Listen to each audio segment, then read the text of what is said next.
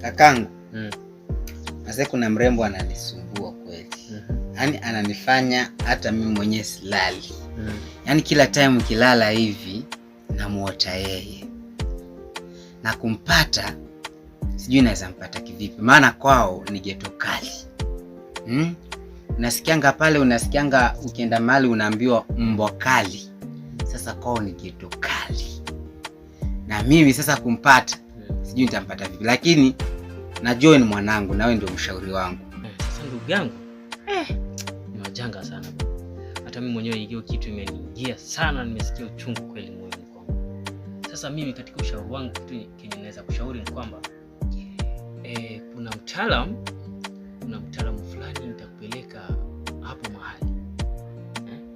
Nikishakupeleka kwa mtaalamu, nafikiri shida zako zote zitaondoka. So cha msingi ni kwamba jitayarishe, alafu tufike hapo mahali. Lakini ndugu yangu bwana, mimi naogopa. Nenda kwa mganga na sijazoea. Ndugu yangu huyu bwana, mimi naona bwana hali hiyo mambo naona kwangu inakuwa magumu. Ama tufanye hivi. Wewe niache nifikirie, alafu baada ya siku 2-3 nitakupa jibu langu.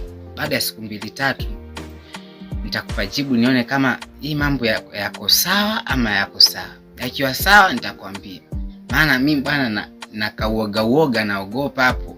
Lakini naona mambo roho ikikubali sawa, lakini bwana naona wewe nipe siku 2 tu. Siku hizi 2 nitakupa majibu kamili.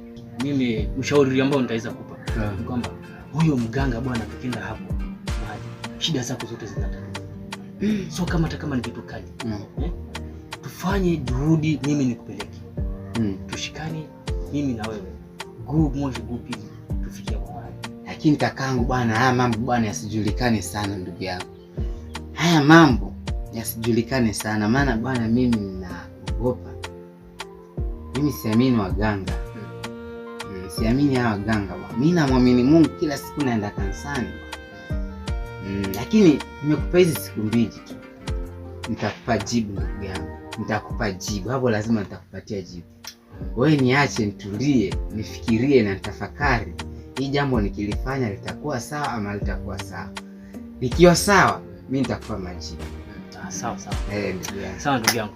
Nashukuru. Sasa wewe acha mimi niende na kashughuli kingine kale kako shambani pale. Nataka nifanye.